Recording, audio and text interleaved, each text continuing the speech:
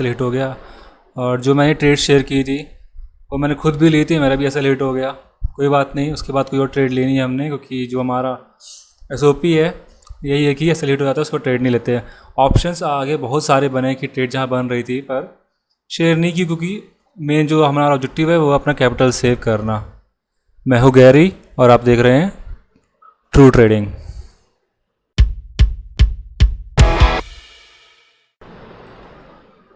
चलिए बात करते हैं बैंक निफ्टी की। तो जो हमने कल डिस्कस किया था, अगर आप उस पर ध्यान दिया हो आपने, तो बिल्कुल वही हुआ। जहाँ से शॉर्ट कवरिंग मूव आया एग्जैक्टली उसी लेवल, जो आप लेवल्स देख रहे हो ये कल के लेवल्स हैं। जो जितनी भी ये ब्लू लाइन्स मार्क कर रखी हैं कल के लेवल्स हैं, और जो ये जो वाइडर लेवल दिख रहे हैं मोटे मोटे वाइडर लेवल्स हैं, जो कि डे के और हाई और लो पे बने हुए हैं।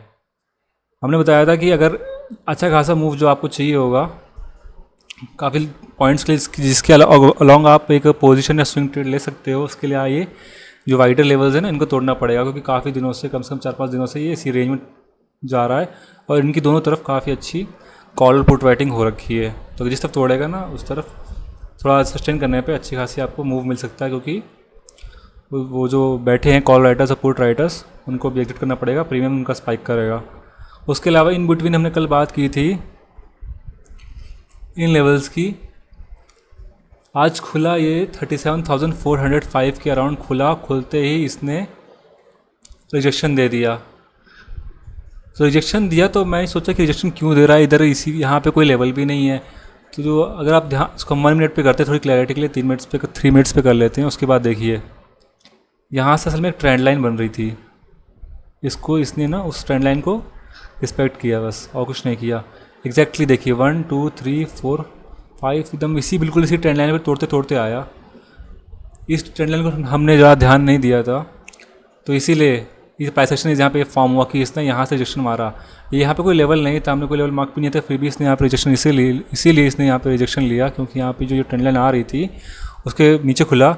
जब इस यहाँ तक ऊपर गया तब इसने यहाँ पे रिजेक्शन लिया, और हमने यहीं पे खुला था जब ये यहाँ से इसने सपोर्ट लेके जंप दिया तब मैं सी लिया था, पर अनफॉर्चुनेटली ज़्यादा ऊपर तक नहीं गया, वापस उसी ट्रेंड लाइन से रिजेक्शन लेके नीचे आ गया और अपना एसएल हिट हो गया था। तो जब मैं बताया था एग्जैक्ट वहीं पे अराउंड 400 खुला, 400 के अराउंड रिजेक्शन ट्रेंड लाइन पे लेके नीचे तक आया, और नीचे कहाँ तक आया 37,250 के अराउंड आया। 37,200 और 250 का जो रेंज था, यहाँ पे भी 200 पे काफ़ी अच्छी खासी पुट राइटिंग थी। इसी पुट राइटर्स ने इनको सपोर्ट किया, नीचे नहीं जाने दिया, और ऊपर यहाँ से इसको अच्छा खासा बम्प मिल गया। और बम्प कहाँ तक गया, बम्प गया 37,500 पे। 37,500 पे कल के दिन थी, आज का देख लेते हैं। 37,500 पे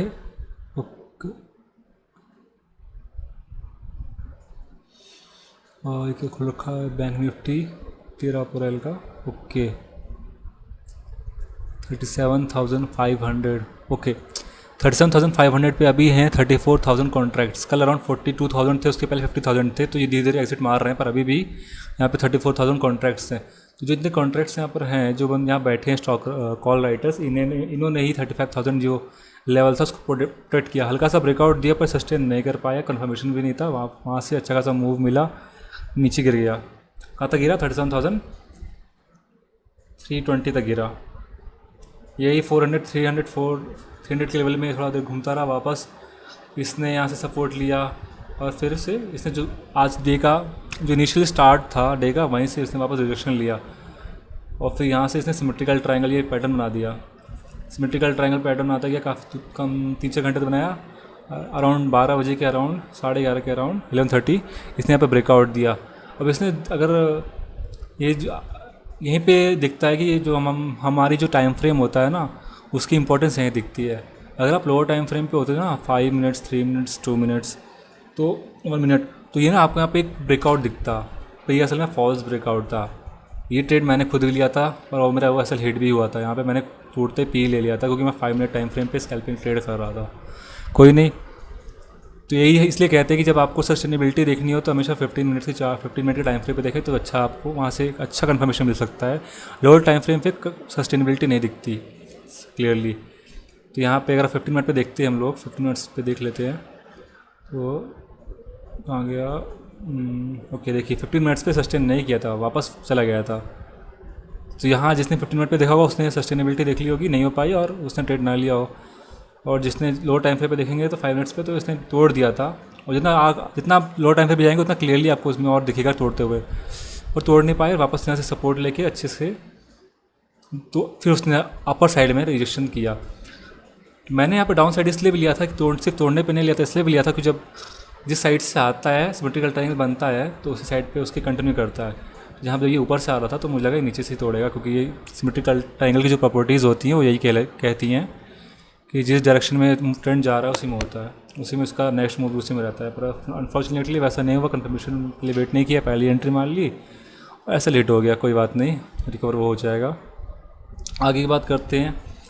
जब इसने ये इतनी देर से जब ये कॉल राइटर्स और पुट राइटर्स लड़ रहे थे, यहाँ पे आके कंसंट्रेट हो गए थे, धीरे धीरे एग्जिट मार, जो ये तीन जो पॉइंट्स होते हैं ना वहाँ पे धीरे धीरे एग्जिट मारते रहते हैं जो बैठे रहते हैं सेलर्स और राइटर्स।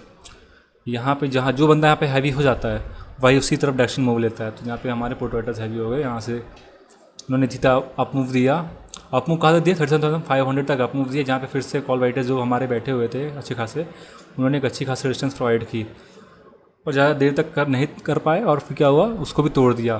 तोड़ा कहाँ पर, 37,500 तक तोड़ा। हमने कल, अगर जिसने वीडियो देखोगे, हमने बात की थी उस वीडियो में 37,500 और 37,550 का जो ये रेंज है ना बीच की, ये नो ट्रेडिंग जोन है, क्योंकि यहाँ पे बहुत नैरो जोन है। तो यहाँ पर जिस तरफ से भी तोड़ेगा तो ट्रेड नहीं बनेगा। इन दोनों के 50 के ऊपर निकले अच्छे सस्टेन करे या फिर नीचे तोड़े, तब हमको जो ट्रेड मिल सकता है।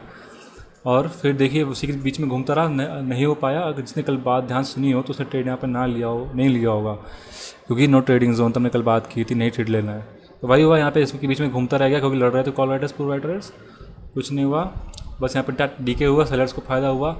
और आखिरी में यहाँ पे बैठे थे कॉल राइटर्स, डाउन उन्होंने कर दिया। डाउन कहाँ तक गया, वापस सेम टू सेम उसी लेवल पे डाउन, जो आज मॉर्निंग के जो लेवल्स रहे हैं सुबह के, उन्हीं तक वहीं तक गया। 1400 उसी के रेंज में था। फिर यहाँ से वापस इसने एक शॉर्ट कवरिंग मूव दिया इसी के बाद 37,400 कौन सा मूव था, 37,000 अराउंड 370-360 के जो बीच का है, यहाँ पे इसने अच्छे से पूरा दिया। और जब मूव दिया कैप्चर करते कहाँ तक गया ये पूरा। आज का जो हमारे ये जो वाइडर लेवल्स हैं, जो बॉक्स बना था उसका जो हाई था वहाँ तक कम से कम गया, कुछ अराउंड 500 लगभग 500 पॉइंट्स का मूव था, अच्छा खासा मूव था। और फिर वहाँ से वापस डायरेक्शन लेके वापस आया, और कहाँ तक आया वापस डायरेक्शन लेकर 37,700 पे सपोर्ट आके उसने ले लिया जो लेवल्स हैं। तो अगर कोई ध्यान देगा तो ये देखेगा जो लेवल्स बने हुए हैं ना, हमको उनको बिल्कुल छेड़ नहीं रहे हैं। ये जो प्राइस सेक्शन है अपने आप उन लेवल्स को फॉलो कर रहा है।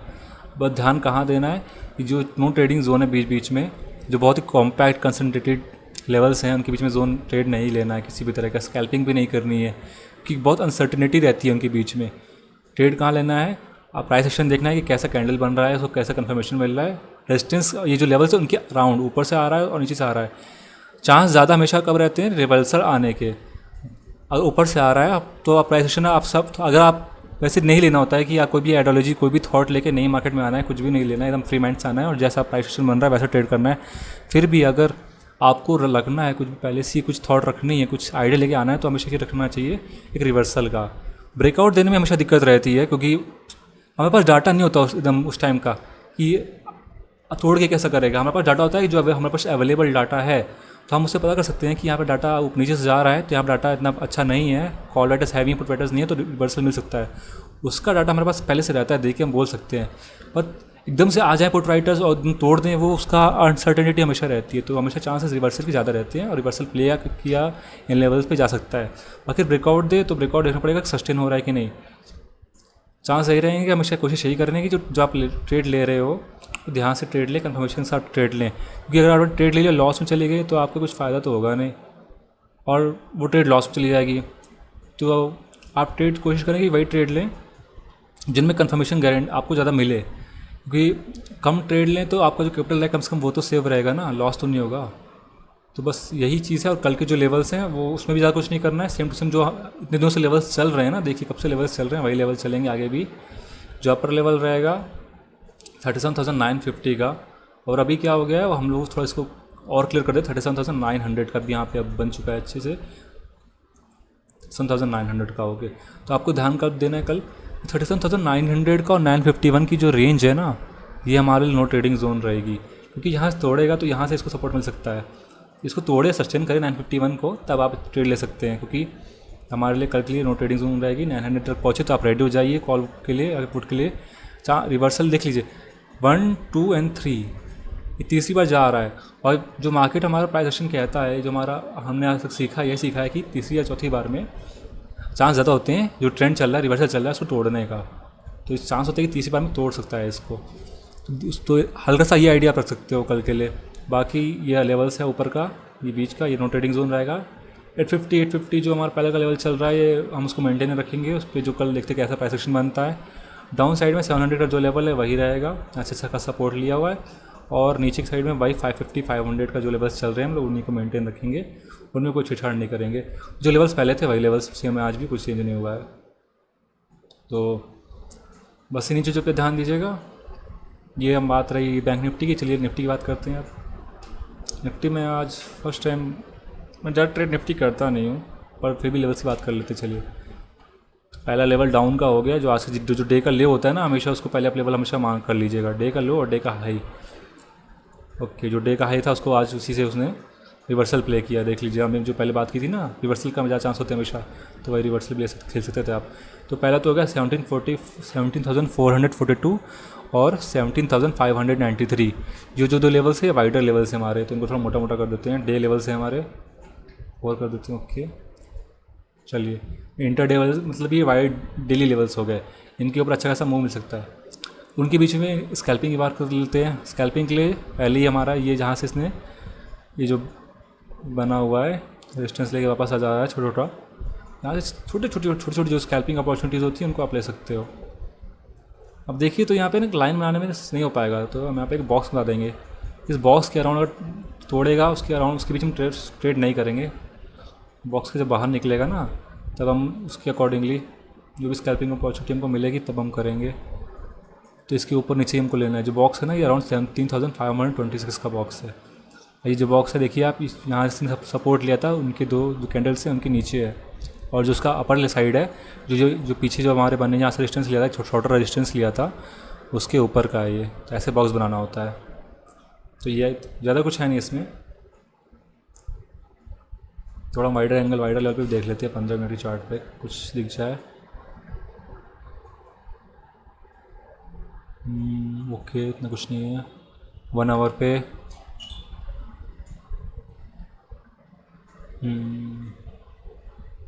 ओके, इस कैंडल को मतलब हल्का फुल्का कैंडल कराउंड ना स्कैल्पिंग की जा सकती है शायद। इसको मान लेते हैं, इसको भी ले लेते हैं, हाँ सही रहेगा। ओके, इसको वाइडर लेवल लें, इसको मानेंगे स्कैल्पिंग लेवल 1px।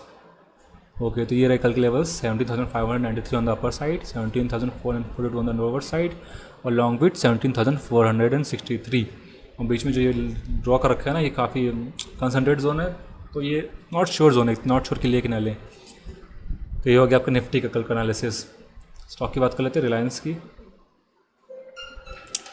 रिलायंस पे जिस दिन हमने बात की थी, काफ़ी दिन पहले हमें ट्रेड की इसने दौड़ा था, फिर ये बिल्कुल वही लेवल्स फॉलो करते करते आया था।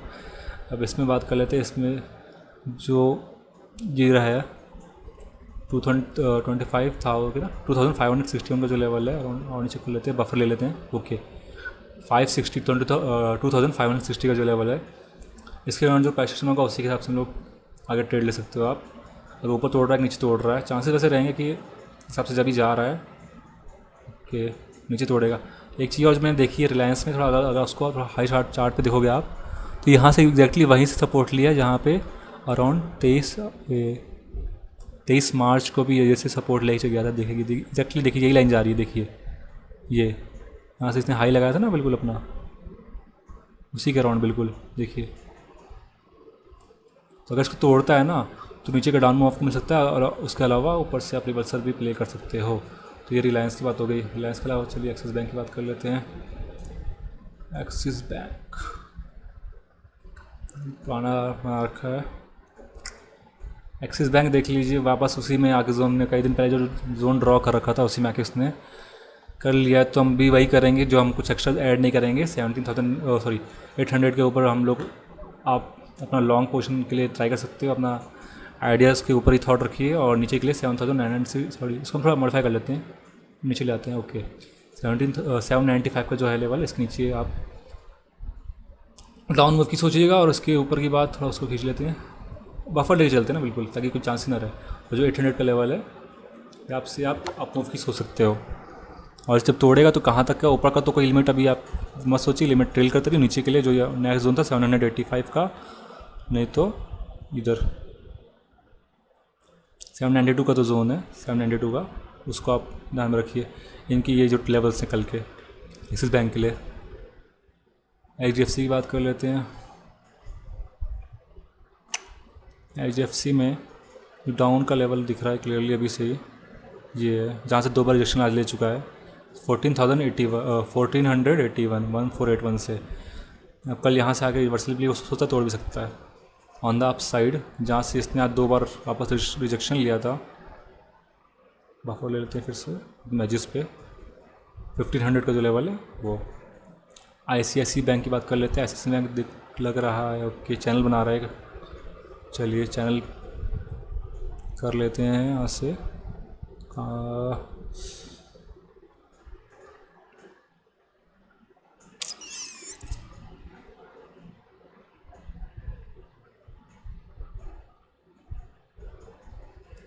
नेगेशन टेंड सबसे पैरल चैनल,